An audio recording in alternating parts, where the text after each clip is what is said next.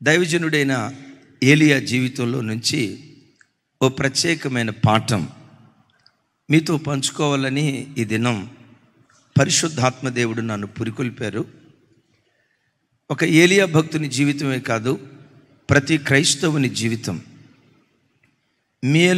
మేలు కీడుల సమ్మేళనంగా, పగలు రాత్రి కలిసి ఉన్నట్లుగా, సాయంకాలము ఉదయము కాగా ఒక దినమాయను అని బైబిల్లో రాయబడినట్లుగా కొన్నిసార్లు తెలియకుండా దేవుడు శ్రమల మార్గం గుండా మనల్ని తీసుకుని వెళ్తాడు. నేను అంటాను, శ్రమల మార్గం గుండా దేవుడు మనల్ని తీసుకుని వెళ్ళేటప్పుడే ఆయన అంతులేని ప్రేమను అప్పుడే మరి ఎక్కువగా మనం అనుభవించగలుగుతాం. దేవుని ఆప్యాయతను, దేవుని అనురాగాన్ని, అంతులేని ఆయన కృపను శ్రమల మార్గం గుండా వెళ్ళేటప్పుడే మరెక్కువగా అనుభవించడానికి దేవుడు కృప చూపిస్తాడు. కొన్ని సందర్భాల్లో మన పరిస్థితి ఎలా ఉంటుందంటే, పెనం మీద నుండి నోట్లోకి పోయిందా? కాదు, పెనం మీద నుండి కొన్నిసార్లు మన పరిస్థితి పొయ్యిలో పడినట్లుగా ఉంటుంది. విచిత్రం ఏంటో తెలుసా? ఆ పొయ్యిలో పడిన సందర్భాల్లో మరెక్కువ కృప దేవుడు మన పట్ల కనపరచడం ప్రారంభిస్తాడు. పెనం మీద నుండి పొయ్యిలో పడేటప్పుడు, పడిన తర్వాత ఎలా అద్భుతంగా తన పిల్లలను నడిపిస్తాడో, పోషిస్తాడో, ఆశీర్వదిస్తాడో కొన్ని విస్మయం కలుగు చేసే సంగతులు ఈ సెషన్లో, సెకండ్ సెషన్లో మీతో పంచుకుంటాను. రండి వాక్యాన్ని ధ్యానించుదాం. రాజుల మొదటి గ్రంథం 17వ అధ్యాయం 8-9 వచనాలు నేను చదువుతాను. అంతటా యెహోవా వాక్కు అతనికి ప్రత్యక్షమై ఇలాగు సెలవిచ్చాను, నీవు సీదోను పట్టణ సంబంధమైన సారేపతు అనే ఊరికి పోయి అచ్చట ఉండుము. నిన్ను పోషించుటకు అచ్చటనున్న ఒక వెధవరాలికి నేను సెలవు ఇచ్చి తిని. నా వైపు చూడండి. ఇది ఇశ్రాయేలు రాజ్యానికి ఆహాబు రాజుగా ఉన్న దినాలు. దైవజనుడైన ఏలియా ప్రవక్తగా ఉన్న కాలం. పాత నిబంధన ప్రవక్తల్లో ఫైర్ బ్రాండ్ అని పేరు వహించిన వాడు ఏలియా. అలాంటి గొప్ప సేవకుడు ఉన్న కాలంలో దేశం భక్తిలో శిఖరాల మీదకి వెళ్ళాలి. నేనంట ఆ క్లాస్ టీచర్ చక్కగా పాఠాలు వివరించేవాడు, మంచి సబ్జెక్ట్ ఉన్నవాడు అనుకో, తప్పకుండా ఆ క్లాసులో స్టూడెంట్స్ కూడా చదువులో టాపర్స్గా నిలవబడతారు. ఒకవేళ ఆ టీచర్ చదువు చెప్పే విషయంలో శ్రద్ధ లేనివాడై తనకంటూ వ్యక్తిగతంగా పట్టు లేదనుకోండి, యథా రాజా తదా ప్రజ అన్నట్లుగా గురువు దగ్గర పట్టు లేదు కాబట్టి శిష్యులు కూడా పట్టులేని వాళ్ళు అయిపోతారు. అయితే ఈ గురువు పట్టులేని గురువు కాదు, ఫైర్ బ్రాండ్. నేనొక్కడనే ఇశ్రాయేలు ప్రజల ప్రక్షాళన ఉన్నానని రొమ్ము విరిచి సవాలు విసిరి చెప్పగలిగిన ధీరుడు. నా భాషలో చెప్పాలంటే మగధీరుడు. ఇంకో మాటలో చెప్పాలంటే 840 మంది బయలు ప్రవక్తలు ఒకవైపు ఉన్నారు, దైవజనుడైన ఏలియా ఒక్కడు దేవుని వైపు ఉన్నాడు. ప్రాణానికి తెగించి దేవుని పక్షాన నిలవబడ్డాడు. అంత భక్తి కలిగిన దైవజనుడు ఉన్న కాలంలో దేశం భక్తిలో శిఖరాల మీదకి వెళ్ళాల్సింది పోయి శిఖరాల మీదకి వెళ్ళకపోగా భక్తిలో భ్రష్టత్వం వైపు వెళ్ళింది. ఎందుకు భ్రష్టత్వం వైపు వెళ్ళింది?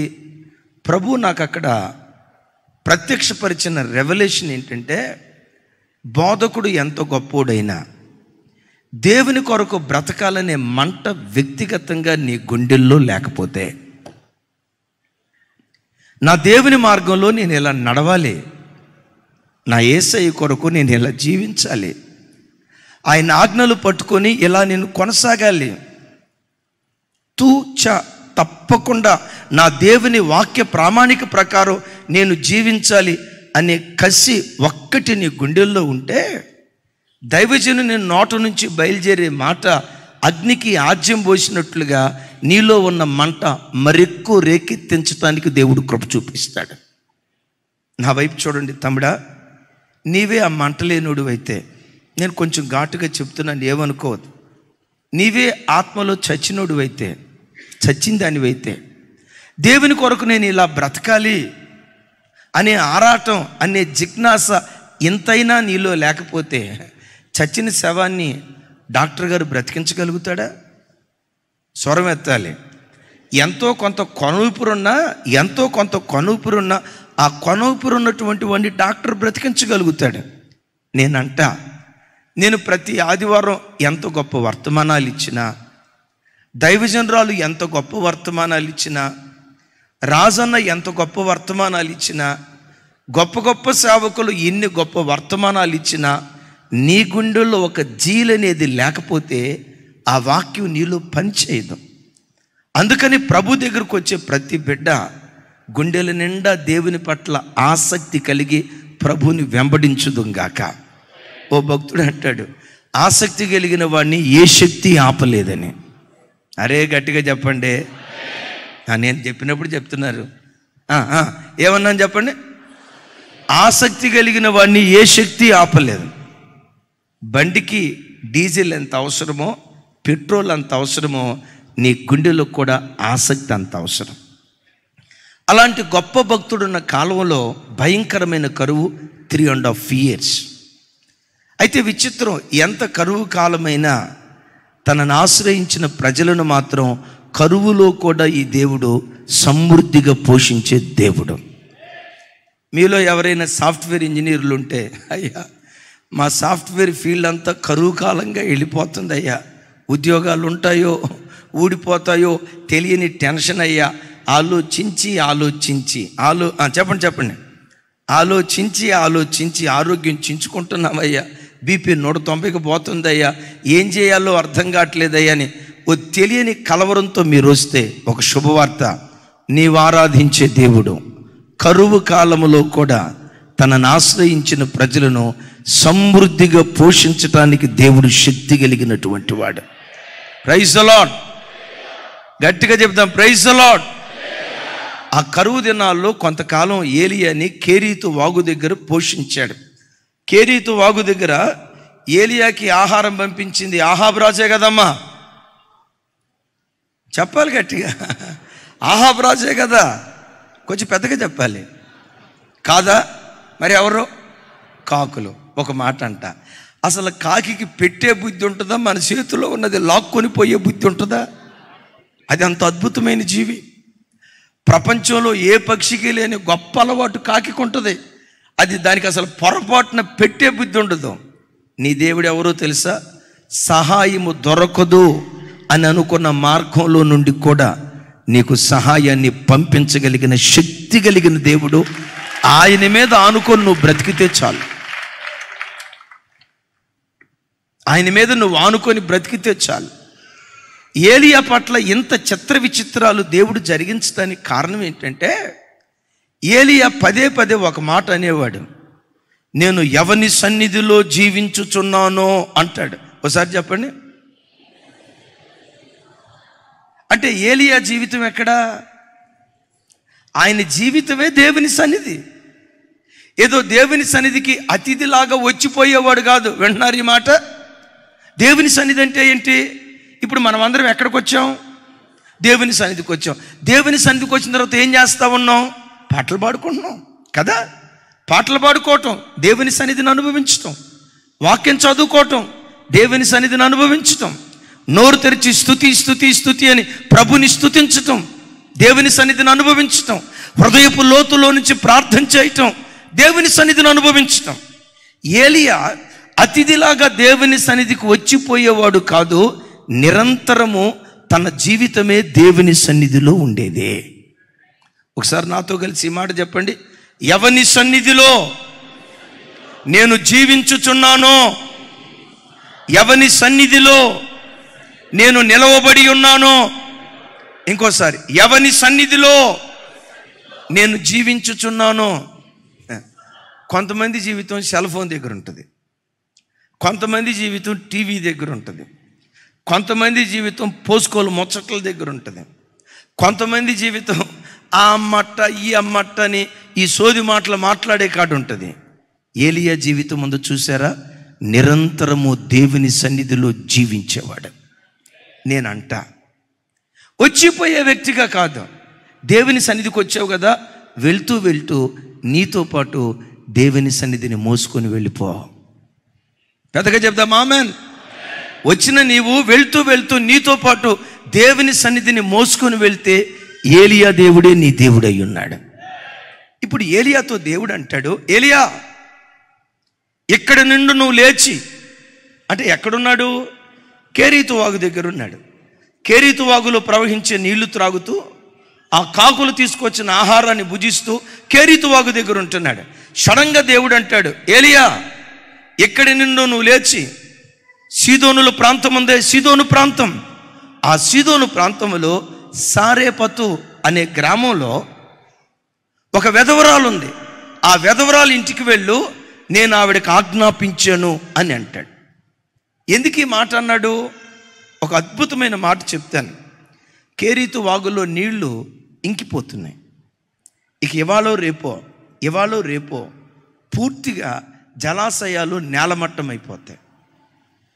రాబోయే ఆపద ముందుగానే దేవుడు ఎదిగి సారేపతు విధవరాలతో దేవుడు మాట్లాడి, నా ప్రవక్తని దగ్గరకు వస్తాడు, నువ్వు కాదనొద్దు, లేదనొద్దు, వద్దనొద్దు, నా ప్రవక్తకు నువ్వు ఆశ్రయం ఇవ్వాలని చెప్పి ఎక్కడో సారేపతులో ఉన్న ఆ విధవరాలతో దేవుడు మాట్లాడి ఇక్కడ అంటాడు ఏలియాతో, నువ్వు ఇక్కడి నుంచి బయలుదేరి ఆ స్థలానికి వెళ్ళు.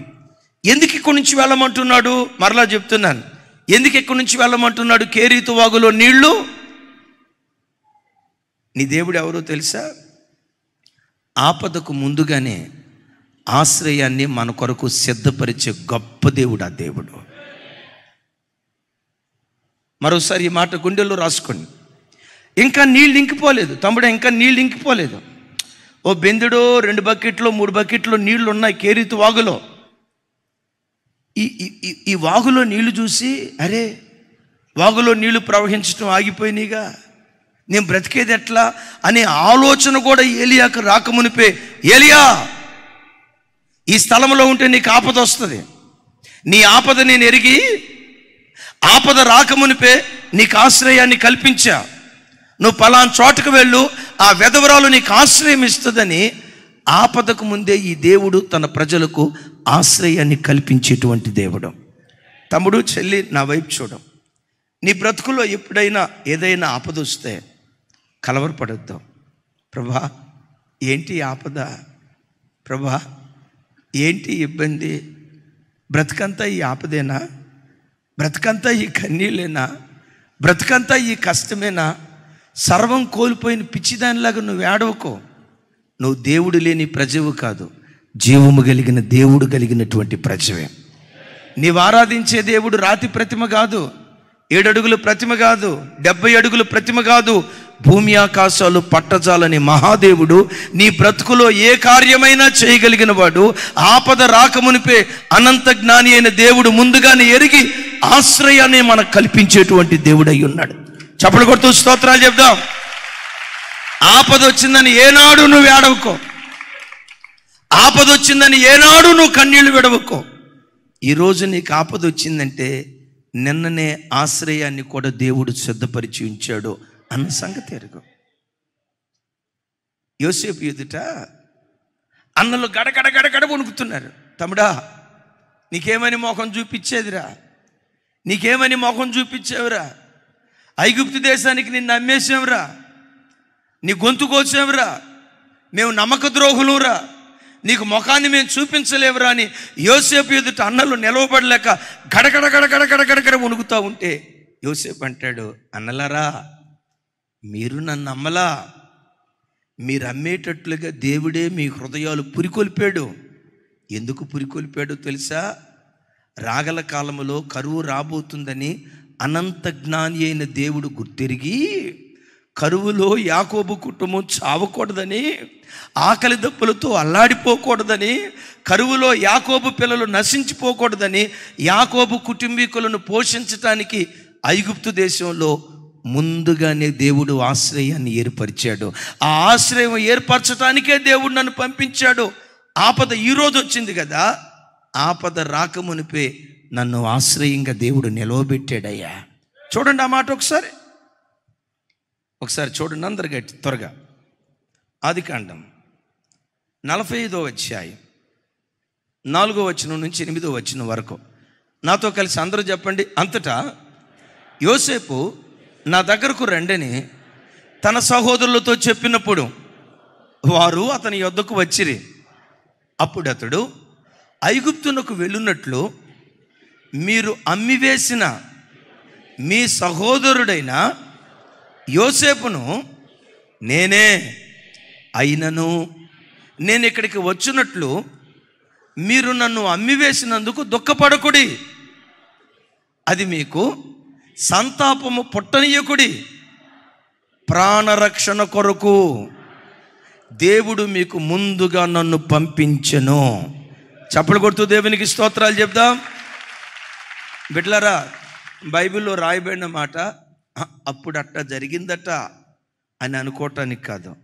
అప్పుడు దేవుడు ఏది చేశాడో ఇప్పుడు కూడా ఆ కార్యం దేవుడు జరిగిస్తాడు.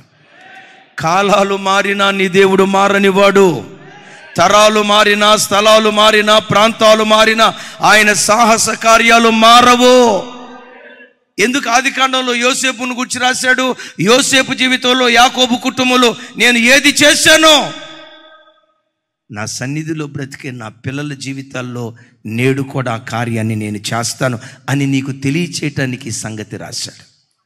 యుగాంతమందున్న మనకు బుద్ధి కలుగుటకై, యుగాంతమందున్న మనం ఆ వాక్యాన్ని బట్టి జ్ఞానం, ధైర్యం తెచ్చుకోవటానికై ఈ సంగతులు రాశాడు. చూడండి యోసేపు ఎంత చక్కటి మాట అంటాడు. తమ్ముడు 5వ వచనం నాతో కలిసి చెప్పండి. ప్రాణరక్షణ కొరకు దేవుడు మీకు ముందుగా నన్ను పంపించాను. నెక్స్ట్ 2 సంవత్సరముల నుండి కరువు దేశములో ఉన్నది, సేద్యమైనను కోత అయినను లేని సంవత్సరములు ఇంకా 5 వచ్చును. మిమ్మును ఆశ్చర్యముగా రక్షించి దేశములో మిమ్మును శేషముగా నిలుపుటకును ప్రాణముతో కాపాడుటకును దేవుడు మీకు ముందుగా నన్ను పంపించను. చప్పలు కొడుతూ స్తోత్రాలు చెప్దాం. బిడ్డలారా, నా వైపు చూడండి.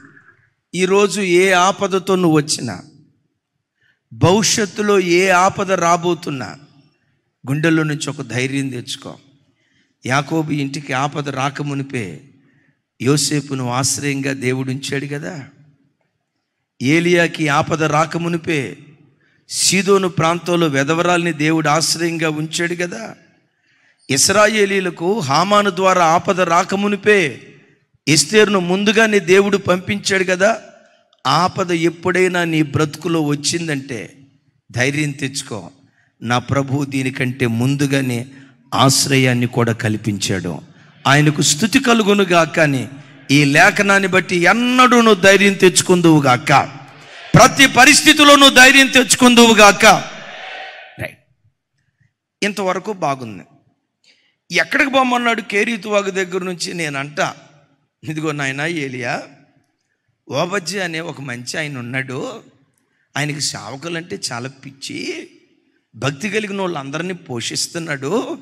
ఆయన చాలా ప్రార్థనాపరుడు, నా పట్ల భయభక్తులు కలిగినటువంటి వాడు, రాజాస్థానంలో గొప్ప ఉద్యోగి. నువ్వు ఓబజ్జా దగ్గరికి వెళ్ళి ఆశ్రయం పొందుకోయా అని అంటే బాగుండేది. ఎక్కడికి పొమ్మంటున్నాడు? సీదోను ప్రాంతంలో సారేపతు అనే ధనవంతురాలు ఉంటుంది. ఆ ధనవంతురాలు ఇంటికి వెళ్ళమన్నాడా? చెప్పాలి తల్లి. ఆ ధనవంతురాలు పరిస్థితి ఏంటి? ఏమంటే టన్నులు టన్నులు బియ్యం ఉంది కదా, టన్నులు టన్నులు పిండి ఉంది కదా, టన్నులు టన్నులు నూనె ఉంది కదా. ఏంటి ఆవిడ పరిస్థితి?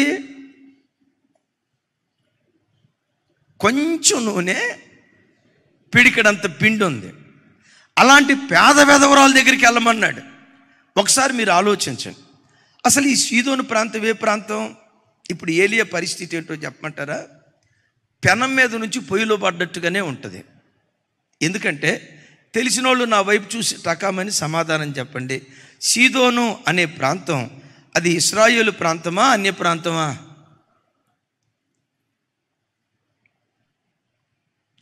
సీదోను అనే ప్రాంతం అది ఇశ్రాయేలు ప్రాంతమా లేకపోతే అన్య ప్రాంతమా? ఏమా?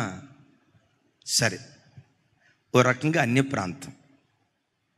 బైబిల్లో ఒక రాణి ఉంది, సీదోను రాజు కుమార్తె. ఆ కుమార్తెను చేసుకున్నాడు మా సారం.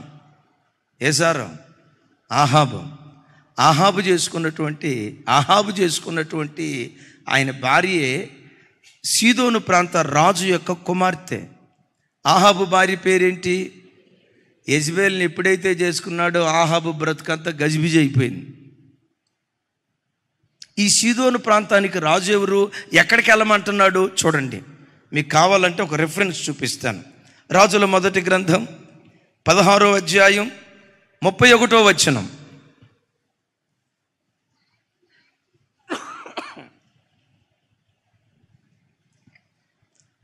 నాతో కలిసి చెప్పండి. నెబాతు కుమారుడైన యెరోబాము జరిగించిన పాపక్రియలను అనుసరించి నడుచుకొనుట స్వల్ప సంగతి అనుకొని అతడు సీదోనీయులకు రాజైన ఏద్బయలు కుమార్తె అయిన యెజబెలును వివాహము చేసుకొని బయలుదేవతలను పూజించుచు వానికి మ్రొక్కుచుండెను. ఇప్పుడు నా వైపు చూడాలి.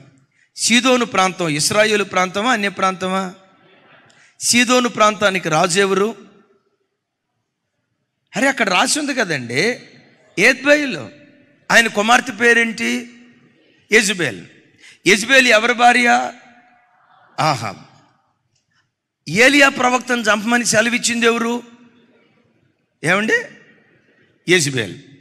నేనంట యెజబెలుకి ఆహాబుకి తగ్గఫర్ నడుస్తుంది కదా. అదేం భయంకరమైన నరరూప రాక్షసి, ఇక భయంకరమైన సంతతి.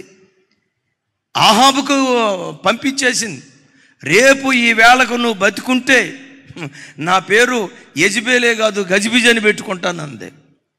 నేనంట ఆవిడ మాటకు భయపడ్డాడంటే ఏలియా ప్రవక్త అంటే ఎంత టెర్రరో చూడండి, ఎంత టెర్రరో చూడండి. ఆ అక్క మామూలు అక్క కాదు, గడగడలాడించే అక్క. నేను ఒక మాట అంట, కూతురే అంతైతే తండ్రి. అరే సమాధానం చెప్పండి సార్. కూతురే ఇంత అయితే ఏమండే, సింహపిల్ల నోట్లో నుంచి తప్పించుకున్న మనం సింహపు నోట్లో తలకాయ పెడితే ఖైమా అయిపోవటమేగా. ఇప్పుడు చిన్నపిల్ల సింహపిల్ల అంటే మనల్ని పట్టుకోవాలని చూసింది, బలాన్ని ఉపయోగించి దాని చేతిలోంచి విడిపించబడ్డాం. అమ్మయ్య విడిపించబడ్డాం అనే లోపు దాని తల్లి వచ్చింది, మింగటానికి చూసింది, దాని చేతిలోంచి తప్పించుకోగలుగుతావా? ఏలియా పరిస్థితి ఏంటో తెలుసా? విచిత్రం చూడండి. పెనం మీద నుండి పొయ్యిలో పడ్డట్లుగా కేరీతు వాగు దగ్గర కొంత కరువు అనుభవిస్తా, తాను అనుభవించలేదు కానీ వాతావరణం అలా ఉన్న అంతకంటే కరువు ప్రాంతం, భయంకరమైన ప్రాంతం, ఆపదతో కూడుకున్న ప్రాంతానికి దేవుడు తీసుకెళ్ళాడు. అద్భుతం తెలుసా? భయంకరమైన ఆపదతో కూడుకున్న ప్రాంతానికి తీసుకుని వెళ్ళిన ఏలియా తల వెంట్రుకల్లో ఒక్కటి కూడా రాలకుండా ప్రతికూల పరిస్థితులలో, ప్రతికూల స్థలాలలో కూడా ఏలియాని సజీవంగా దేవుడు నిలవబెట్టాడు. దైవజనమా, నా వైపు చూడండి. మన బ్రతుకులో కూడా మన చుట్టూత మనల్ని మింగేసే వ్యక్తులను కొన్నిసార్లు దేవుడు అనుమతిస్తాడు. ఆ స్థలాలకు దేవుడు మనల్ని తీసుకెళ్తాడు. ఇక్కడ చంపేస్తాడేమో, రాత్రిపూట నిద్ర ఏదైనా మాయదారి పని చేస్తాడేమో, తెలియని భయం కలిగేటువంటి వ్యక్తుల మధ్యలోకి ఏలియాని పంపించినట్లుగా కొన్నిసార్లు దేవుడు మనల్ని పంపిస్తాడు. అయితే నీకు తెలుసా, నీ దేవుని ఆజ్ఞ లేకుండా నీ తల వెంట్రుకల్లో ఒక్కటి కూడా రాలదు. ఎందుకో చెప్పమంటారా? నీవు ఆరాధించే నీ దేవుడు నీ తల వెంట్రుకలన్నిటినీ దేవుడు లెక్కేశాడు. చప్పలు కొడుతూ దేవునికి స్తోత్రాలు చెప్తా. ఓ బంపర్ ఆఫర్. నేను ఎప్పుడు చెప్తా కదా, బంపర్ ఆఫర్. మీలో ఎవరైనా మీ తలలో ఎన్ని తల వెంట్రుకలు ఉన్నాయో లెక్క పెట్టిన వాళ్ళు ఉంటే చేతులు పైకి ఎత్తండి. ఏదన్నా గిఫ్ట్ ఇద్దాం అనుకుంటున్నా. నన్ను అడగండి, మీరు లెక్క పెట్టారా అని. నేను చెప్తా, 1,00,000 వెంట్రుకలు కావాలంటే లెక్క పెట్టుకోండి అని చెప్పటమే, గాలి లెక్క చెప్పటమే. నా వైపు చూడండి, దైవజనమా, నీవు లెక్కించని వాటిని కూడా నీ దేవుడు లెక్కించాడు. నీవు లక్ష్య పెట్టని వాటి మీద కూడా దేవుడు లక్ష్యం ఉంచాడు. నేనంట కొన్నిసార్లు అంటాం ఆఫ్టర్ ఆల్ అంటాం కదా, నువ్వు ఆఫ్టర్ ఆల్ అనుకున్న దాన్ని కూడా విలువైన దానిగా దేవుడు ఎంచాడే. తల వెంట్రుకనే అంత విలువైన దానిగా ఎంచినప్పుడు నిన్నెంత విలువైన వాడిగా నీ దేవుడు ఎంచుతాడు ఒకసారి ఆలోచించు. నీ ప్రాణం ఎంత విలువైనదిగా దేవుడు ఎంచుతాడు ఒకసారి ఆలోచించు. క్రూర మృగాల మధ్యలోకి తీసుకెళ్తాడు, అపాయకరమైన స్థలాల్లోకి తీసుకెళ్తాడు, మింగేస్తారేమో అని అనుకున్న వ్యక్తుల మధ్యలోకి తీసుకెళ్తాడు. కానీ గుండెల్లో ఒకటి రాసుకో, కుడి ప్రక్క 10,000 మంది కూలినా, ఎడమ ప్రక్క 1000 మంది కూలినా, ఏ అపాయము నీ వద్దకు రాకుండా నిన్ను కాపాడటానికి దేవుడు శక్తి కలిగిన దేవుడు అయి ఉన్నాడు. పాత నిబంధనలో ఇంకొక భక్తుని జీవితంలో కూడా పెనం మీద నుంచి పొయ్యిలో పడ్డట్టు అయిపోయింది. ఎవరో చెప్పంటారా? మోషే గారు. అమ్మ ఇంట్లో కాపాడింది, కాపాడలేక ఎక్కడ వదిలిపెట్టింది? నైల్ నదిలో పడేసింది. ఆ పెట్టి చూడండి ఎంత విచిత్రమైందో. అది ఈదుకుంటూ ఎక్కడికి పోయింది? నైల్ నదిలోకి పోయిందా? ఎక్కడికి వెళ్ళింది చెప్పండి? అది ఈదుకుంటా ఇంకొక దారి తెలియనట్టు ప్రవాహానికి అటు కొట్టుకుపోవచ్చుగా. ప్రవాహానికి అటు కొట్టుకొని పోతే ఏ ఆఫ్రికా ఖండానికో వెళ్ళేది, అటు కొట్టుకుపోలా. అదేదో ఈదుకుంటా ఆ పెట్టెళ్ళి ఎక్కడికి వెళ్ళి ఆగిందో తెలుసా? ఫరో కుమార్తె దగ్గరికి ఆగింది. పాపం యోకెబెదు మిరియాము అక్కడ చూసి అనుకుంటుంది, అక్కడ ఎవరు లేరు తమ్ముడా నా వైపు. అక్కడ యోకెబెదు మిరియాము అక్కడ ఉండి చూసి వాళ్ళ మనసులో ఏమనుకున్నారు తెలుసా? అయ్యో, పెనం మీద నుండి పొయ్యిలో పడ్డట్టు అయిపోయిందే మోషే పరిస్థితి అని అనుకునే లోపు విచిత్రం చూడండి. ఆ పెట్టి తెరిచి చూడటంతో బైబిల్లో రాయబడిన మాట ఏంటో తెలుసా? ఆ హెబ్రీయుణ్ణి చూసి ఫరో కుమార్తె కనికరించింది అని రాసింది. ఎవరిని గుర్తించింది? దేవుని బిడ్డ అని కాదు, అక్కడ రాసిన మాట చెప్పండి. మీరు కొత్త బైబిల్ రాస్తే అట్ట. అతడు హెబ్రీయుడని గుర్తించింది. వినండి, హెబ్రీయుడని గుర్తించిన తర్వాత వెంటనే ఏం చేయాలి? నా వైపు చూసి చెప్పండి రా తల్లి, తమ్ముడా ఏం చేయాలి? పేక పిసికి చంపలా. కాఠిన్య హృదయాలలో కూడా కరుణను పుట్టించగలిగిన దేవుడు నీవు ఆరాధించే దేవుడు. నీ మీద పళ్ళు పట్టపట్టమని ఏమంటారు? పళ్ళు పట్టపట్టమని కొరికేవాడు కూడా నీకు దాసోహమయ్యేటట్లు నిన్ను పోషించే దాదిగా మార్చటానికి దేవుడు శక్తి కలిగిన వాడు. బట్ నీవు ఆయన సన్నిధిలో జీవించేవాడివై ఉండాలి. సినిమా హాల్ దగ్గర కాదు, బ్రాందీ షాపుల దగ్గర కాదు, టీవీ సీరియల్ దగ్గర కాదు, పోసుకోలు ముచ్చట్ల దగ్గర కాదు, ఎప్పుడు రెస్ట్ అని మనసు మీద పడుకో ఈ విశ్రాంతి తీసుకునే కార్యక్రమంలో కాదు. నిత్యము నువ్వు దేవుని సన్నిధిలో నివసిస్తే కాఠిన్యాన్ని పంచే హృదయాలను కూడా కరుణను పంచే మనస్సులుగా దేవుడు మార్చగలుగుతాడు. Praise the lord. నాకు అర్థం కాని విషయం ఏంటంటే, సరే ఆవిడంటే ఏదో చరిత్రకారులు చెప్తారు ఆవిడికి పిల్లలు లేరట, సో కాబట్టి చూడటంతో కనికరం పుట్టింది అని అనుకోవచ్చు. ఇప్పుడు తీసుకెళ్ళటం ఎక్కడికి తీసుకెళ్ళింది అంటారు కదా, పద్మవ్యూహం అని. అసలు శిశువులు పెద్ద మొసలు ఒకటి ఉంది. మొసలి కాదు, మొసలి పెద్ద మొసలు ఒకటి ఉంది, పెద్ద పులి ఒకటి ఉంది. ఫరో. అసలు ఫరోనే కదా హెబ్రీయుల పిల్లలందరూ చంపబడాలని మరణ శాసనాన్ని జారీ చేసింది. నేను అప్పుడప్పుడు అనుకుంటా, మోషేను ఫరో ఇంటికి పంపించేటప్పుడు దేవుడు అని ఉంటాడు, రే ఫరో కాసుకో, నీ ఇంటికే పంపిస్తా, నీ గల్లీకే పంపిస్తా, ఏం చేస్తావో చేసుకో, చూసుకుందాంరా, నీ ఇంటికే పంపిస్తా. సవాల్, ఇంటికి పంపిస్తావా? రావటంతో వాడిని చంపకపోతే నన్ను అడుగు. ఓరి పిచ్చి మొహమా, ఆడికి నువ్వే పాలిస్తావు, వాడి పోషణంతా నువ్వే, 40 సంవత్సరాలు బానిసలాగా పెంచుతావు. ఫరో అని ఉంటాడు, నెవర్. ఒరి పిచ్చోడా, విచిత్రం. అసలు చూడండి, యోకేబెదు ఇంటిలో మోషే పోషించబడటం ఆశ్చర్యమా? ఫరో ఇంట్లో 40 సంవత్సరాలు ఫరో ఇంట్లో 40 సంవత్సరాలు పోషించబడటం ఆశ్చర్యమా? పెనం మీద నుంచి పొయ్యిలో పడ్డ పరిస్థితి అనుమతిస్తాడు. అక్కడే అంతులేని కృపను నీ పట్ల దేవుడు కనపరుస్తాడు. అనుభవించు ప్రతిరోజు. యేసయ్యకి మహిమ కలుగును గాక. మూడవది, ఏలియా ఇక్కడ ప్రశ్నించని విధేయత. దేవుడు అలాంటి కార్యాలు మన జీవితాల్లో చేయాలంటే మూడవది దివ్యమైన మాట, దేవుని ఎదుట దేవుని బిడ్డలకి ఎప్పుడు విధేయత అవసరం. ఆ విధేయత కూడా ఎలాంటి విధేయతో తెలుసా? ప్రశ్నించని విధేయత. చప్పలు కొడుతూ స్తోత్రాలు చెప్దాం. సెకండ్ సెషన్లో చెప్తాను సారేపతి అంటే ఏంటి, దాని అర్థం ఏంటి. రైట్, 17వ అధ్యాయం 10వ వచనం. 17వ అధ్యాయం 10వ వచనం నాతో కలిసి. అందుకతడు లేచి సారేపతు పట్టణమునకు పోయి గవిని యొద్దకు రాగా. నా వైపు చూడండి. అందుకతడు ఒకసారి నా వైపు చూసి చెప్పాలి. అందుకతడు. ఆ తర్వాత ఇలా రాస్తే బాగుండేది. అందుకతడు. అలా కాదు ప్రభువా, అది సీదోను ప్రాంతం, అన్య ప్రాంతం కదయ్యా. యెజ్బేలుకే నేను భయపడుతుంటే వాళ్ళు అయ్యున్నాడు అక్కడ. వాళ్ళు అయ్యున్నాడు రాజు. డెఫినెట్గా ఇక్కడి నుంచి SMS పంపించింది, వాట్సాప్. అప్పుడు SMS లేవు కానీ ఒక మాట చెప్తున్నాను, ఏదో ఒక కబురు పంపించింది. నానా ఏలియా అక్కడికి వచ్చాడు లేభై అని వర్తమానం పంపించింది. అప్పుడేం గాను అని అనలా. నువ్వు భలే ఓడువయ్యా. ఈ కరువు కాలంలో భోజనం చేయటానికి రాజులకే దిక్కు లేకపోతే ఎక్కడో సారేపత్తు అంట. సారేపత్తులు ఎవరు మళ్ళా? ఇప్పుడు నేను అంట ధనవంత, నా వైపు చూడాలి. సారేపత్తులు ఎవరింటికి వెళ్ళమన్నాడు? వెధవరాలు ఇంట్లో సమృద్ధి ఉంటుందా, కరువు ఉంటుందా? కదా. ఆల్రెడీ భర్తను ఎప్పుడో కోల్పోయింది. గుప్పిడి పిండి ఉంటే ఆ పిండి తిని కడుపు నింపుకుందామని అనుకుంటుంది. ఆవిడింటికి వెళ్ళమన్నాడు. ఏలియా ఏం చేశాడో తెలుసా? విధేయత.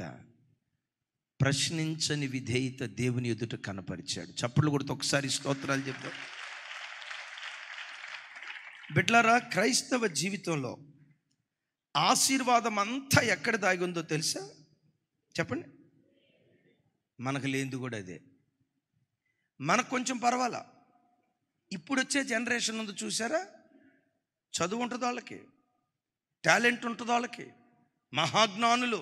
ల్యాప్టాప్ ఎట్లా ఆపరేట్ చేయాలి, కంప్యూటర్ ఎట్లా ఆఫ్ చేయాలి ఆన్ చేయాలి రెండూ తెలుస్తేలే. ఎట్లా ఆన్ చేయాలి, ఎట్లా సిస్టమ్, ఎట్లా మెసేజ్, ఎట్లా వాట్సాప్, ఇదంతా వాళ్ళకి కావలసినంత జ్ఞానం ఉంటుంది. అయితే వాళ్ళకుండే దరిద్రపు కృప ఏంటో చెప్పమంటారా? చెప్పింది తప్ప అన్నీ చేస్తారు. మీకు అర్థం కాలేదు నేను చెప్పిన మాట? ఏం చెప్పాను చెప్పండి, పెద్దగా చెప్పండి. చెప్పేదేదో చెప్పింది తప్ప చెప్పాలి గట్టిగా. చెప్పింది తప్ప అన్నీ చేస్తారు. దీని గూర్చి మీకు తెలుసా?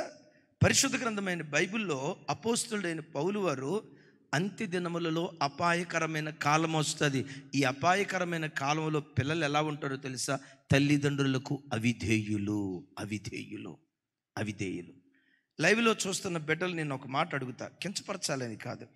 ఈ కాలపు సమాజం ఎలా ఉంది, ఈ కాలపు సమాజంలో ఉన్న పిల్లలు ఎలా ఉన్నారు అని చెప్పడానికి నేను ఈ మాట చెప్తున్నాను. అయ్యా, లైవ్ చూస్తున్న బిడ్డలందరిని ఒక మాట అడుగుతా. నా పిల్లలు నా మాట వింటారయ్యా, నేను గీసిన గీత దాటరయ్యా, మా మాటకు పూర్తి విధేయులు అని ఎంతమంది, నా పిల్లలు పూర్తి విధేయులయ్యని ఎంతమంది చెప్పగలరు? మీరు చేయెత్తిన నాకు కనపడదు కదా, కామెంట్ బాక్స్లో రాయండి. మీరు ఎట్టా చూస్తున్నారంటే మమ్మల్ని అడగరు ఎందుకన్నా, మీ పరువు తీయకూడదని, మీ పరువు కాపాడాలని ఎంతమంది ధైర్యంగా చెప్పగలరు? మా పిల్లలు విధేయులు, నేను చెప్పిన మాట నా భార్య దాటదు. మా దగ్గర పరిచర్య చేసే సేవకులు మేము చెప్పిన మాట దాటరు. మా మాటే వాళ్ళకి వేదవాక్కు.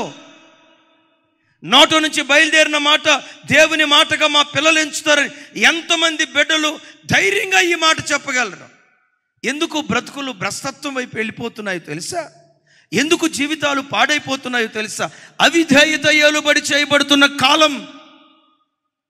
ఎక్కడ చూసినా తిరుగుబాటు స్వభావం. ఈ మధ్య తమ్ముడు చూపించు ఒకసారి. అదే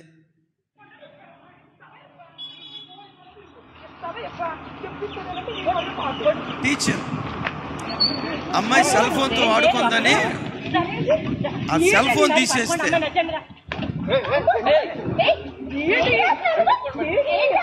ఫోన్ విషయంలో చెలరేగిన గొడవ ఓ కాలేజీలో తీవ్ర స్థాయికి చేరుకుంది.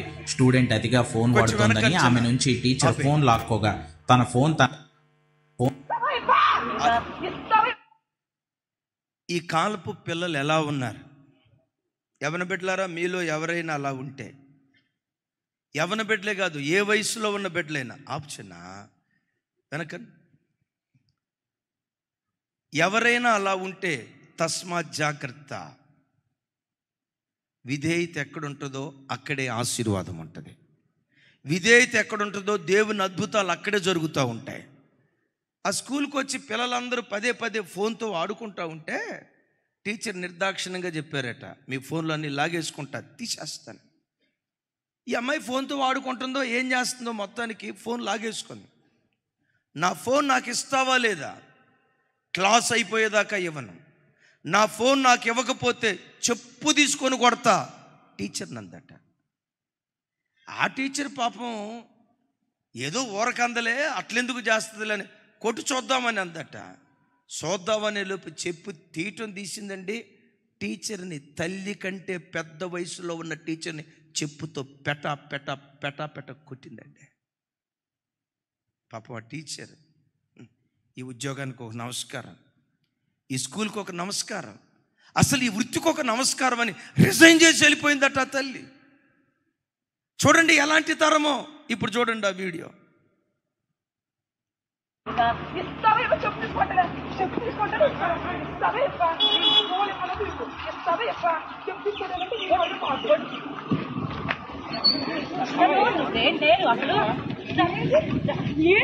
పట్టుకోండి అమ్మాయి నచ్చండిగా. ఫోన్ విషయంలో చెలరేగిన గొడవ ఓ కాలేజీలో నాకు 10వ తరగతి దాకా ఒక టీచర్ గారు ఉండేవాడు. అందరూ ఇష్టపడతారు, మంచి టీచర్లో భలే స్ట్రిక్ట్ టీచర్. పూదోట శౌర్యరాజు గారు అని, అయ్యా మీరు ఎండసంతల పక్కన శౌర్యరాజు గారు అని అజానుబాహుడు. ఆయన కొట్టాడంటే ఒంటి మీద కాంగ్రెస్ పార్టీ గుర్తుపడాల.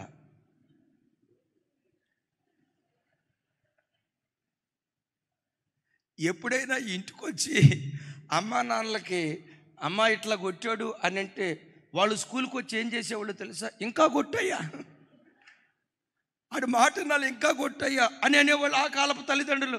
ఈ కాలపు తల్లిదండ్రులు ఉన్నారు చూసారా, మా అబ్బాయిని ఎందుకు కొట్టావు, మేమే కొట్టాం. అదే పెంపకం. మరి అదేమంటే టీవీ మీడియా తీసుకెళ్తాం, ఉంటారు కదా ఈ టీవీ మీడియా వాళ్ళు. సాక్షికి ఫోన్ చేస్తాం, టీవీ 9కి ఫోన్ చేస్తాం, ఏబిఎన్కి ఫోన్ ఈనాడుకి ఫోన్ చేస్తామని చెప్పి ఓ రకంగా ఈ కాలపు పెంపకంలోనే లోపం కనపడుతుందండి. ఏలియాతో అంటాడు, ఏలియా ఎక్కడి నుంచి నువ్వు బయలుదేరి సీదోను ప్రాంతంలో వెధవరాలకి నేను ఆజ్ఞాపించాను, అక్కడ కరువు కాలం అంతా నిన్ను పోషిస్తా, అక్కడికి వెళ్ళు. రాజులకే గతి లేదు కదయ్యా, మంత్రులకే గతి లేదు కదయ్యా. ఆకలి దప్పులతో అల్లాడిపోతూ ఉంటే ఓ ఓబద్య దగ్గరికి వెళ్ళమంటే వెళ్తా, నీరు ప్రవహించే చోటుకి వెళ్ళమంటే వెళ్తా, ఓ ఇశ్రాయేలు దగ్గరికి వెళ్ళమంటే వెళ్తా, అది అన్య ప్రాంతం, నన్ను అక్కడికి వెళ్ళమంటావేంటయ్యా అని అనకుండా దేవుని మాటకు ఉన్నపాటున విధేయత చూపాడు. కరువులో సమృద్ధిని అనుభవించడం ప్రారంభించాడు. నాకు ఈ మాట చెప్పేటప్పుడు బైబిల్లో ఒక సంగతి గుర్తొస్తుంది. అసలు అలాంటి విధేయత నేను నిజంగా చూపిస్తే, మనం చూపిస్తే ఎడారిలో అడుగుపెట్టిన ఎడారి ఏదేనుగా దేవుడు మారుస్తాడు. దేవుడు అంటాడు, అబ్రహామును పిలిచాడు, బయలుదేరాడు. అబ్రహామా నువ్వు బయలుదేరు అన్నాడు. శారమ్మతో చెప్పాడు, బయలుదేరదాం పద. బయలుదేరదాం అంటంతో శారమ్మ అడుగుంటుంది, అయ్యా బయలుదేరమన్నావు, బయలుదేరుతాను, ఇంతకి ఎక్కడికి? ఆయన శారమ్మ వైపు చూసి, నాకే దేవుడు చెప్పాల, నీకేం చెప్తాను? మరి ఎక్కడికైనా బయలుదేరి వెళ్ళేటప్పుడు ఎక్కడికో అడగాలి కదా అని అందో లేదో నేను చెప్పలేను, మళ్ళా తల్లిని నేను కించపరచలేను. అబ్రహాము విశ్వాసాన్ని గూర్చి ఏమని రాస్తుందో తెలుసా? ఏ దేశమునకు వెళ్ళవలెనో తెలియకయే బయలుదేరాడు. చప్పట్లు కొడుతూ స్తోత్రాలు చెప్దాం. విధేయత, దట్స్ ఇట్. అడుగడుగున డైరెక్షన్ ఇచ్చి ఉంటాడు. దేవుని పిల్లారా, దేవుడు ఎప్పుడు రూట్ మ్యాప్ ఒకేసారి క్లియర్గా అయ్యాడు. చప్పట్లు కొడుతూ స్తోత్రాలు చెప్దాం. నా వైపు చూడాలా? ఏం చెప్పాను? ఒకేసారి రూట్ మ్యాప్ వేయడు. ఇక్కడ నుంచి ఇదిగో సూర్యాపేట తర్వాత కోదాడ తర్వాత విజయవాడ, అట్లా ఒకేసారి క్లియర్ కట్ ఇవ్వడు. భవిష్యత్తులో ఏం జరగబోతుందో ఆయన ప్లాన్ ఏంటి, ఆయన ఒకేసారి నీకు రూట్ మ్యాప్ ఇవ్వడు. నేనంట యోసేపుకి ఒకేసారి రూట్ మ్యాప్ ఇచ్చి, ఏమి లేదు యోసేప, ఇప్పుడు నువ్వు గోతిలో పడతావు, ఆ తర్వాత పోతిఫర్ ఇంటికి వెళ్తావు, అక్కడ నేరం పడుతుంది, చెరసాలలో పడతావు, ఆ తర్వాత చెరసాలలో నుంచి నేను సింహాసనానికి తీసుకెళ్తానని ఒకేసారి రూట్ మ్యాప్ ఇచ్చినట్టయితే యోసేపు అనుకునేవాడు, ఏం చేసుకుంటారా చేసుకుంటారా, ఎప్పటికైనా అట్లయిపోయేది. దేవుడు ఎప్పుడు జీవితంలో రూట్ మ్యాప్ ఇవ్వడు. ఒక్కొక్క అడుగు వేసుకుంటూ వెళ్ళే కొలది నువ్వు విధేయత కనపరుస్తూ ఉంటే నీ పట్ల దేవునికి ఉన్న పరిపూర్ణ ప్రణాళిక దేవుడు జరిగిస్తూ ఉంటాడు. అసలు వాట్ ఏ ఛాలెంజింగ్ లైఫ్ అబ్రహాముది. ఏ దేశమునకు వెళ్ళవలెనో తెలియకయే బయలుదేరి వెళ్ళాడు. దేవుని మాటకు అంత విధేయత చూపాడు. దేవుడు ఎప్పుడైనా నీతో మాట్లాడినప్పుడు, ఆ అక్క నీతో 10 సంవత్సరాలు బట్టి మాట్లాడలా, ఆదివారం దేవుడు మాట్లాడాడు. సమాధానపడువాడు ధన్యులని వాక్యం ఉంటుంది. వీళ్ళు సమాధానపడు అని అంటంతో ఆ మాట విని, ఆమె సమాధాన పడకుండా నేనెట్టా సమాధాన పడతా, నేనేం తప్పు చేసింది ఆమెగా, అన్నది ఆమెగా. సాకులు చెప్పద్దు. ఉన్న పాటున ప్రశ్నించని విధేయతను కనపరిస్తే ఎడారి కూడా ఏదేనులాగా దేవుడు మారుస్తాడు. ఏ దేశమునకు వెళ్ళవలెనో, నేనంట ప్రపంచంలో ఎవరైనా ఎక్కడికైనా బయలుదేరి వెళ్ళేటప్పుడు ఎక్కడికి వెళ్ళాలో తెలియకుండా బయలుదేరతారా? గంగాధర్ గారు, తెలియకుండా బయలుదేరామనుకోండి, బస్సు ఎక్కారు, కూర్చోవటంతో కండక్టర్ వస్తాడు, ticket ticket ticket ticket ticket ticket ticket ticket అంటాడు. రవి ఎక్కడికి అని అడిగారు.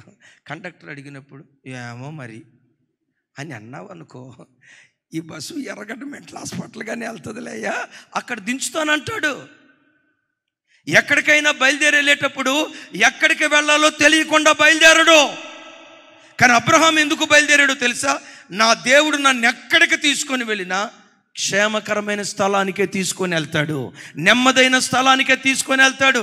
నా దేవుని కీడు చేయటం చేత కాదు. బిడ్డలారా, ఒకటి నమ్ము, రేపు భవిష్యత్తు ఎలా ఉండబోతుందో నీకు తెలియకపోయినా, అది దేవుడు నీకు బయలుపరచకపోయినా, ఒకటి ఖచ్చితంగా చెప్తాను, ఈరోజు నువ్వు బ్రతుకుతున్న జీవితం కంటే మెరుగైన జీవితం దేవుడు నీ కొరకు దాచిపెట్టుంచాడు.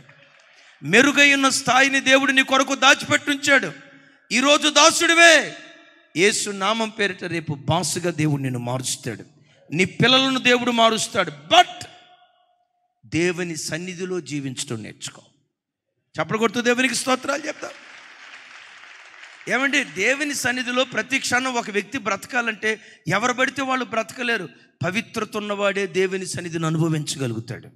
పవిత్రత కలిగిన వాడే దేవుని సన్నిధికి రాగలుగుతాడు. పవిత్రత కలిగిన వాడే బైబిల్ ముట్టుకోగలుగుతాడు. పవిత్రత కలిగిన వాడే మోకరించగలుగుతాడు. పవిత్రత కలిగిన వాడే ఆదివారం మందిరానికి వచ్చి ముందు కూర్చొని చక్కగా దేవుని ఆరాధిస్తాడు. పవిత్రత లేనివాడు ముందు ఖాళీ స్థలం ఉన్నా, నేను ఎవరిని కించపరచట్లేదు సుమి, మీరు జాగ్రత్త పడాలని చెప్తున్నాను.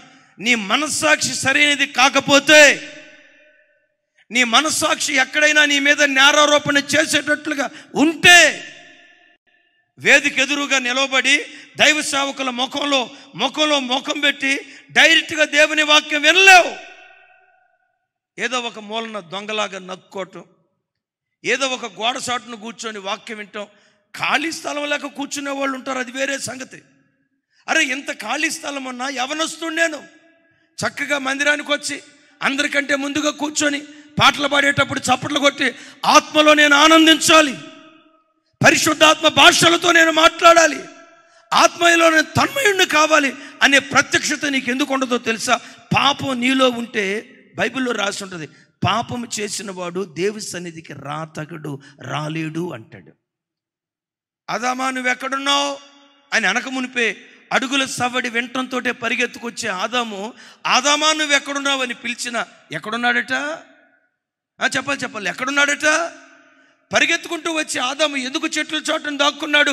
అతనిలో ఉన్న అపవిత్రత దేవుని సన్నిధికి ఆయన దూరం చేసింది. క్రైస్తవ జనమా, మరలా చెప్తున్నాను, ప్రతి క్షణం కూర్చున్నా లేచినా దేవుని సన్నిధిని అనుభవించు.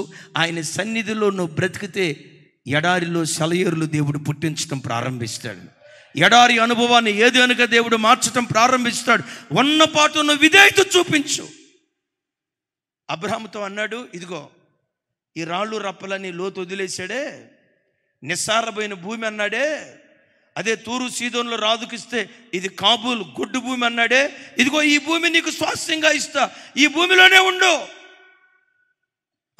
అబ్రహాం అనాల్సింది, ఏమయ్యా లోతుగాడికి ఏమో పచ్చటి ప్రాంతం వచ్చింది, యోర్దాను నది ప్రవహించే ప్రాంతం వచ్చింది, నాకేమో రాళ్ళు రప్పలు కలిగిన, నీకేమన్నా న్యాయమా అని అబ్రహాం అనలా. ఖాళీ పూర్తి చేయండి. అదే చెప్పరు గట్టిగా. అబ్రహాం అయ్యల్లా ఎందుకు అనలేదో తెలుసా? లోతేమో సారవంతమైన భూమిని నమ్ముకున్నాడు, అబ్రహామేమో నిస్సారమైన భూమిని సారవంతమైన భూమిగా మార్చగలిగిన దేవునిని నమ్ముకున్నాడు అబ్రహాం. ఉద్యోగాన్ని నమ్ముకోకు, నీ బలాన్ని నమ్ముకోకు, నీ డబ్బును నమ్ముకోకు, కలిగిన పిల్లల్ని నమ్ముకోకు, ఆస్తిపాస్తులు నమ్ముకోకు, వెండి బంగారాలను నమ్ముకోకు.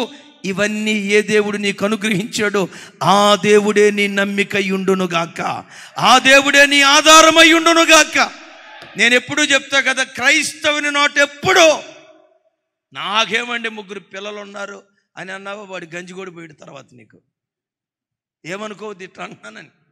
నాకేమండి 10 ఎకరాల పొలం ఉంది, నాకేమండి 7 అంతస్తుల భవంతి ఉంది, 7 అంతస్తుల భవంతి ఉంటుంది, 7 ఎకరాల పొలం ఉంటుంది, కానీ వాటిలో పైసా ఇవ్వకుండా మా వాడు ఆనకట్ట కడతాడు కొడుకు. చివరికి టీకి కూడా అబ్బాయా టీకీరా అడుక్కునే పరిస్థితి వస్తుంది. జీవితంలో ఎప్పుడు ప్రతి క్షణం నాకేం ఏ దేవుని నమ్ముకొని బ్రతుకుతున్నానో ఆ దేవుడే నా బ్రతుకునకు ఆధారమై ఉన్నాడు. సింహపు పిల్లలు ఏమితో అల్లాడిపోతూ ఆకలి దప్పులతో అల్లాడిపోతాయేమో కానీ యెహోవాను ఆశ్రయించు వారికి ఏ మేలు కొదువై ఉండదన్న ఆ ఒక్క విశ్వాసం నీలో ఉంటే, దేవుని మీద ఉన్న విశ్వాసమే నువ్వు అద్భుతాలు అనుభవించడానికి దేవుడు కృప చూపిస్తాడు. నంబర్ 1, ఆపద రాకమునిపై ఆశ్రయాన్ని దేవుడు కల్పిస్తాడు. నంబర్ 2, పెనంలో నుంచి పొయ్యిలో పడ్డ అక్కడ కూడా తన అద్భుతాన్ని దేవుడు కనపరుస్తాడు. నంబర్ 3, ప్రశ్నించని, కొంచెం గట్టిగా.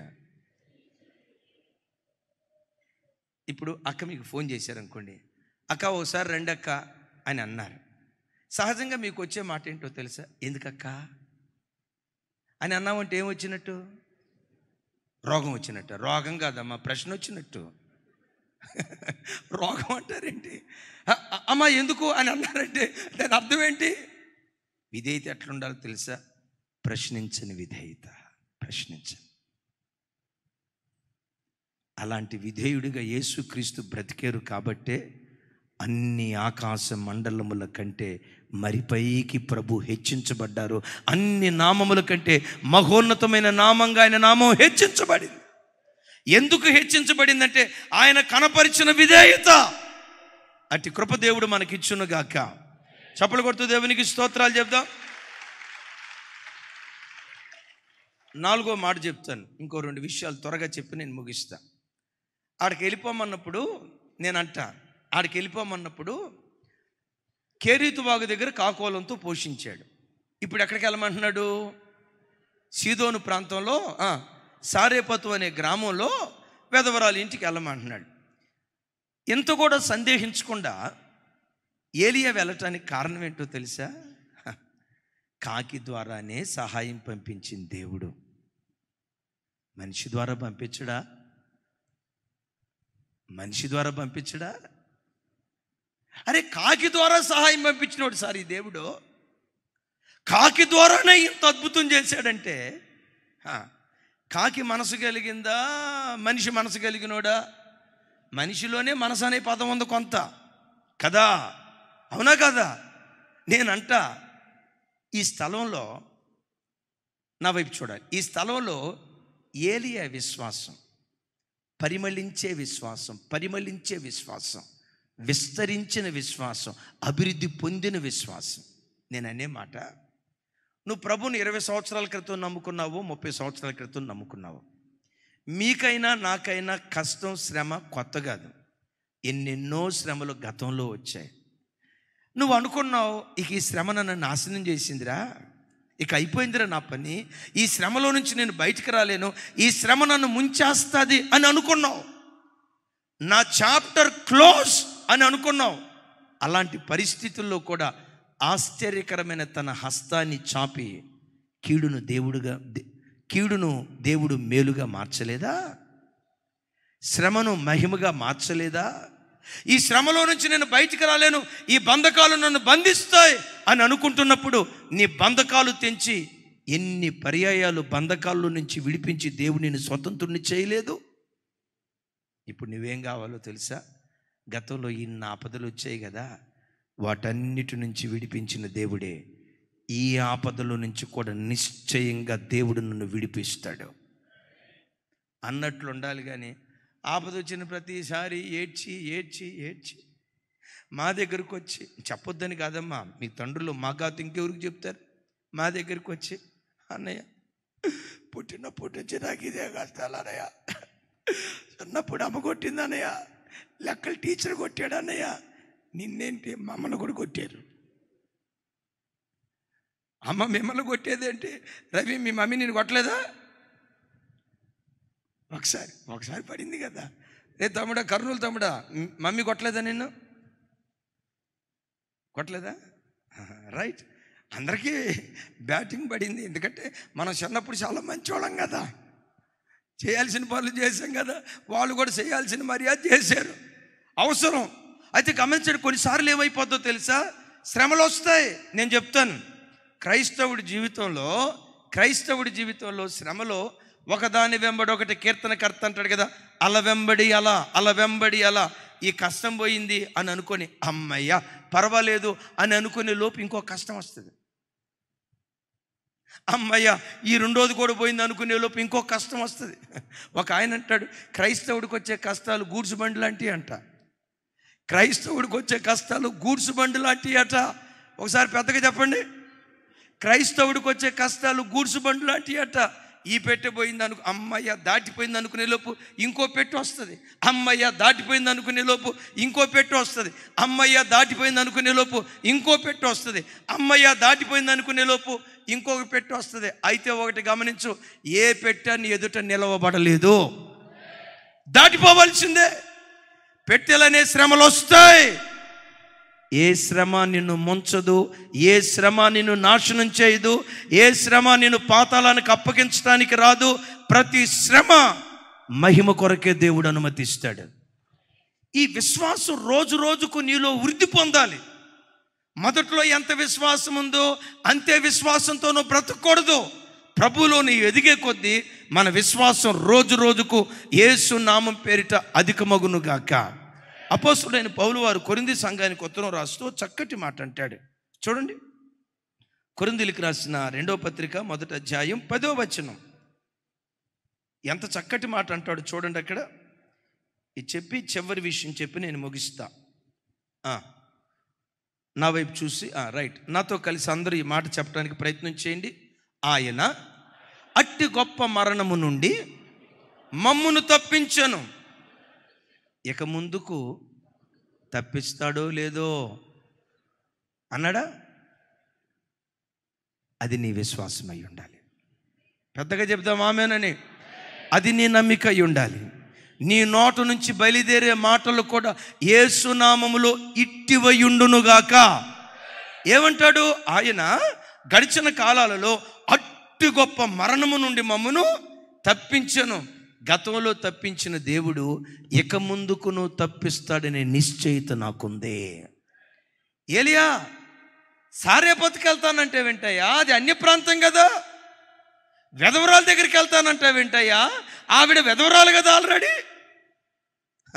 కాకుల ద్వారానే నన్ను పోషించిన దేవుడు మనిషి ద్వారా పోషించలేడా? మరి నిశ్చయంగా పోషిస్తాడని ఆ ఇంటికి వెళ్ళాడు. చప్పలు కొడుతూ స్తోత్రాలు చెప్దాం.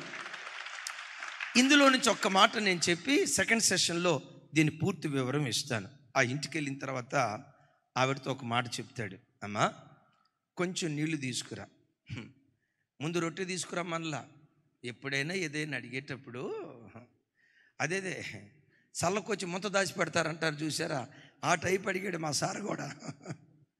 కొంచెం నీళ్లు తీసుకురా అన్నాడు.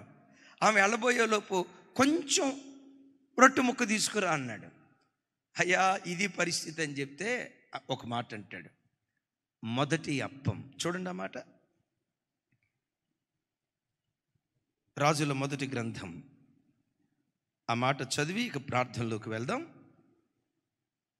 13వ వచనం, 17వ అధ్యాయం 13వ వచనం నేను చదువుతాను, నాతో కలిసి చెప్పండి. అప్పుడు ఏలియా ఆమెతో ఇట్లే, నేను భయపడవద్దు, పోయి నీవు చెప్పినట్లు చేయుము. అయితే అందులో నాకు ఒక చిన్న అప్పము,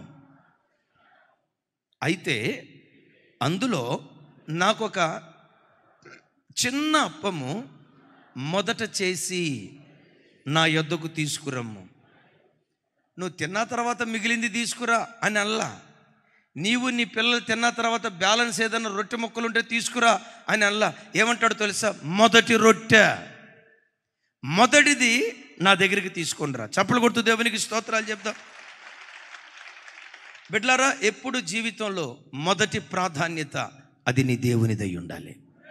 అందరూ నా వైపు చూడాలి. మొదటి ప్రాధాన్యత, టాప్ మోస్ట్ ప్రియారిటీ లైఫ్లో మొదటి ప్రాధాన్యత అది నీ దేవునిదై ఉండాలి, నీ యాజకుడిదై ఉండాలి, నీ దైవజనుడిదై ఉండాలి. అది దేవునిదై ఉండునుగాక. గట్టిగా చెప్దాం ఆమేన్. దైవజనమా, బైబిల్లో రోమా పత్రికలో అపోస్తుడైన పౌలు గారు మాట్లాడుతూ ఇలా అంటాడు, నా వైపు చూడండి పర్వాలేదు. మన మొదటి ప్రాధాన్యత ఎవరిదై ఉండాలి అంటాడు, ముద్దలో మొదటి పిడికెడు పరిశుద్ధమైతే ముద్దంతయు పరిశుద్ధమే అంటాడు. ఒకసారి చెప్పండి, ముద్దలో, నా వైపు చూసి చెప్పాలి, ఎట్లా అనండి ఒకసారి. ముద్దలో మొదటి పిడికెడు పరిశుద్ధమైతే ముద్దంతా పరిశుద్ధమే. దీని అర్థం ఏంటో చెప్పమంటారా?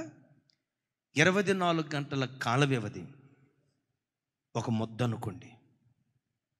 మన దినం ఎప్పుడు ప్రారంభమవుతుంది? మనకు మామూలుగా ఉదయంతో ప్రారంభమవుతుంది. 5ంటికి లెగుస్తావే, 5:30కి లెగుస్తావే. మొదటి పిడికెడు నువ్వు దేవునితో గడిపితే, మొదటి పిడికెడు దేవుని సన్నిధిలో నువ్వు పవిత్రంగా జీవిస్తే, ఉదయం లేవటంతో మొదటి పిడికెడు నువ్వు దేవుని సన్నిధిలో గడిపి ఆ తొల్లిటి గడియ దేవుని సన్నిధిలో నువ్వు పవిత్రంగా జీవిస్తే, అద్భుతం తెలుసా? 24 గంటల కాల వ్యవధనే మొత్తంతా పరిశుద్ధంగా బ్రతకటానికి దేవుడు కృప చూపిస్తాడు. అన్నం ఉడికిందో లేదో తెలియాలంటే ఏమండి, ప్రతి మెతుకును ఇట్లా అనాల్సిన అవసరంలా. సామెత ఒకటి ఉంది కదా, ఉడికిందో లేదో తెలియాలంటే ఒక మెతుకు పట్టుకొని ఇట్లా అంటే చాలు అని అంటారు కదా. మీతో కూడా నేను అంటా, నువ్వు భక్తిగా బ్రతుకుతున్నావో లేదో తెలియాలంటే సింపుల్. ఉదయకాలం లేచి ప్రార్థన చేస్తున్నావా? తమ్ముడు నా వైపు చూడు. ఉదయం లేచి ప్రార్థన చేస్తున్నావా? 5ంటికి లేచి ప్రార్థన చేసే అనుభవం నీకుందా? అయితే నువ్వు పరిశుద్ధంగా బ్రతుకుతున్నవాడు. అన్నం ఉడికిందో లేదో చెప్పాలంటే ప్రతి మెతుకు పట్టుకొని ఇట్లా నీ ఉతికిందా లేదా, ఇది ఇత్తులుందా లేదా, సగం ఉడికిందా చెప్పాల్సిన అవసరం లేదు. ఒక విత్తును పట్టుకొని నలిపితే ఉడికిందో లేదో, అన్నమంతా ఉడికిందో లేదో ఇట్టే చెప్పగలం. క్రైస్తవ చెల్లి, తమ్ముడా, ఒకసారి నా వైపు చూడు. నీకంటూ వ్యక్తిగత జీవితంలో అరుణోదయ ప్రార్థన లేదంటే 24 గంటల కాల వ్యవధనే ముద్దలో మొదటి పిడికెడు 5 గంటలకు లేచి తొల్లిటి అర్ధగంట దేవునితో గడిపే అనుభవం నీలో ఉందంటే, అట్టి అనుభవం కలిగిన వాడివైతే ఆ దినమంతా ఒక ఉన్నతమైన పరిశుద్ధ జీవితం జీవించడానికి దేవుడు కృప చూపిస్తాడు. ఉదయం లేచినప్పుడు అరుణోదయ ప్రార్థనలో నువ్వు ఓడిపోతే ఆ దినమంతా అడుగుపెట్టిన ప్రతి చోట నువ్వు ఓడిపోవటం ప్రారంభిస్తావు, అపజయాన్ని అనుభవించడం ప్రారంభిస్తావు. ఒకవేళ ఎంతకాలం నీ ఇంట్లో అరుణోదయ ప్రార్థన బలిపీఠం పడిపోయిందా, యేసు నామం పేరిట ఈ గడియలో నుండి మరలా తిరిగి కట్టుకోవటం నువ్వు ప్రారంభించదువు గాక. మొదటి పిడికడు పరిశుద్ధమైతే మొత్తంతా పరిశుద్ధంగా ఉంటుంది. అందుకనే కీర్తనకర్త దావీదు గారు చక్కటి మాట అంటాడు. చూడండి ఆ మాట, 17వ కీర్తన 15వ చరణం. కీర్తనల గ్రంథం 17వ కీర్తన 15వ చరణం. చిన్న చదువు. నేనైతే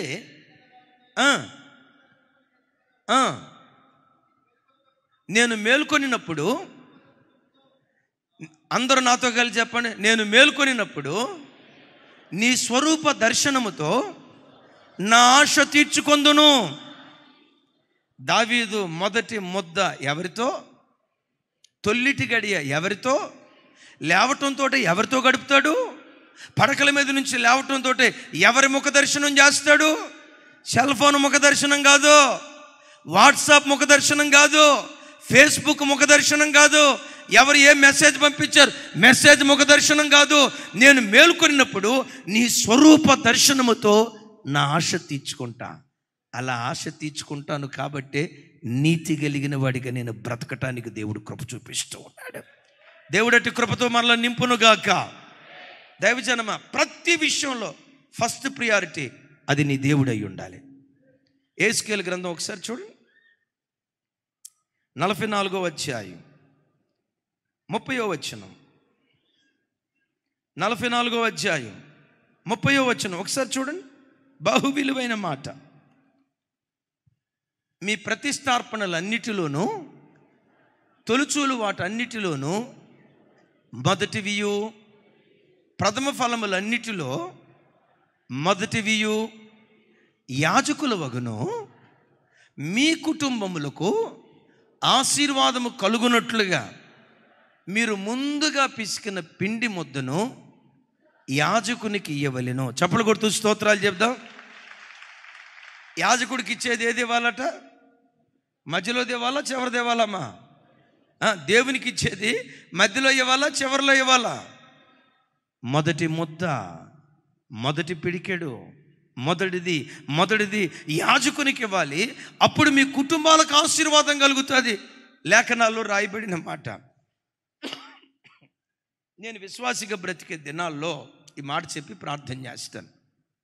నేను విశ్వాసిగా బ్రతికే దినాల్లో సహోదరులు ప్రిన్సిపల్ డేవిడ్ అన్న ఆయన నేను బహు సన్నిహితంగా, దేవుని కృప ఇప్పటికీ ఉంటాం.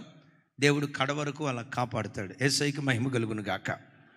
నేను విశ్వాసిగా ఉన్న దినాల్లో ఆయన నేను మాట్లాడుకుంటున్నప్పుడు ఆయన నాకు కొన్ని మాటలు చెప్పారు. అన్న, నా జీవితంలో మాసాంతర కూటం అసలు నేను మిస్ కాను. మాసాంతర కూటం ఆయన చెప్పిన మాట. మాసాంతర కూటం నేను అసలు మిస్ కాను. ఎందుకు మిస్ కానో తెలుసా? నెలంతా దేవుడు కాపాడినందుకు కృతజ్ఞత చెప్పడానికి. రెండవది, next month first hour, next month తొల్లిటి గడియ దేవునితో గడపాలి. ఆయన కమిట్మెంట్ చూడండి. ఆదివారపు ఆరాధన ఎంత ప్రాముఖ్యంగా ఎంచుతానో మాసాంతర కూటాన్ని కూడా అంత ప్రాముఖ్యంగా ఎంచుతా. ఎందుకయ్యి అంటే నెలంతా దేవుడు కాచినందుకు కృతజ్ఞతలు చెప్పి. రెండవది, నూతన మాసపు తొలిటి గడియ దేవునితో ఆరంభించాలి. మొదటి ముద్ద ఎవరిది? తొలిటి గడి ఎవరిది? మొదటి ప్రాధాన్యత ఎవరిది? అది దేవునిది అయి ఉండాలి. రెండవది, మాసాంతర కూటానికి వచ్చేటప్పుడు అన్నా, నేను కలిగిన దానిలో, నాకున్న డబ్బులో మొట్టమొదట నెల ప్రారంభంలో కానుకలు పెట్టులో కానుకేస్తానన్న. నేను సంపాదించిన వాటిలో నా మొదటి రూపాయి దేవుని పని కొరకు వాడబడాలి. ఎందుకు ఇస్తారన్న? ప్రతి మాసాంతర కూటంలో నా మొదటి రూపాయి దేవుని కొరకు ఖర్చు పెట్టాలి. ఎందుకంటే నా అవసరతలన్నీ తీర్చుకొని ఈ కార్యక్రమాలన్నీ చేసిన తర్వాత నేను దేవుని కార్యం చేసే కంటే నా జీవితం అంతటిలో నా మొదటి ప్రాధాన్యత నా దేవుడై ఉండాలి. రెండో రోజు ఇవ్వచ్చు, మూడో రోజు ఇవ్వచ్చు, నా తృప్తి ఏంటంటే, ఆయన చెప్పే మాట, నా తృప్తి ఏంటంటే నేను సంపాదించిన వాటిలో ఆ నెల ఖర్చులో మొట్టమొదట నా రూపాయి నా దేవుని కానుకలు పెట్లు వేయాలి. నేను ఆయన దగ్గర నేర్చుకున్నా. ప్రతి వ్యక్తిలో మంచి ఉంటుంది, చెడు ఉంటుంది. ఎదుటివాడిలో మంచి ఏది ఉందో మంచి తీసుకోవటం, చెడు ఏమని ఉంటే మనకు అనవసరం. నాలో కూడా మంచి ఉంది, చెడు ఉంది. మంచి తీసుకోండి, చెడు వదిలేసేయండి. ప్రతి చోట అక్క మీరు పూర్తిగా దేవదూత, పొరపాటును కాదు. పురుషోత్తం గారు మీరు పూర్తిగా దేవదూత, అక్కని అడిగితే చెప్తుంది మీరు దేవదూతే మాకు. ప్రతి వ్యక్తిలో నవ్వా నువ్వు పూర్తిగా దేవదూతవా? అవునా? ఎవరు చెప్పారు నాయన? ఎవరు చెప్పలేరు ఈ మాట. అయితే ఏ వ్యక్తిలోనైనా మంచి తీసుకోవటం. నేను ఆయన మాట విన్న ఆ రోజు నుండి ఈ రోజు వరకు, నెల ప్రారంభం 1వ తారీఖే రాజశేఖరయ్య గారికి దశమ భాగానికి మించి మన సంస్థ నుంచి పంపిస్తాం. రూపాయి కూడా ఇంకా ఫెయిత్కి ఖర్చు పెట్టక మునిపే. ఎందుకో తెలుసా? మొదటి ముద్ద యాజకుడిదై ఉండాలి. ప్రతిష్టార్పణలో, ప్రథమ ఫలాల్లో, ప్రతి దానిలో మొదటి ముద్ద యాజకుడిదైన తర్వాత మనం తీసుకోవాలి. ఎప్పుడైనా మాసాంతర కోటానికి నేను మిస్ అయినట్టు చూసారా? దీనికి ఇన్స్పిరేషన్ ఎవరు తెలుసా? ప్రిన్సిపల్ డేవిడ్ అన్న. నేను అప్పుడప్పుడు అనుకుంటా, ఆ కృప ప్రణతికి ఉంటే ఎంత బాగుండో కదా అని. వచ్చిందా ప్రార్థనకి? వాలంటరీ ఉందా? ఊరెళ్ళిందా? ఇంటికాడ చెప్పు, ప్రణతికి నేను చెప్పానని చెప్పు. వాళ్ళ నాన్న దగ్గర నుంచి ఆ కృప నేను నేర్చుకున్నా. ఎప్పటికీ మాసాంతర కోటం అయిపోవటం ఆలస్యం. నా దగ్గర నుంచి ఫోన్పే, గూగుల్ పే ఉంటుంది కదా, మొట్టమొదటి ఆఫరింగ్ నా తండ్రికి పంపిస్తా. తండ్రి అంటే ఇక్కడ కూర్చున్నాయని అనుకునేరు కాక, తల్లి మీకు దండం పెడతా. నా ఆత్మీయ తండ్రి ఎందుకో చెప్పమంటారా? మొదటి ముద్ద దేవునిదై ఉండాలి. ఎప్పుడు జీవితంలో put God first, you never be lost. Put God first, you never be lost. ఆయనను ఘనపరిచే వారిని ఆయన ఘనపరచటం ప్రారంభిస్తాడు.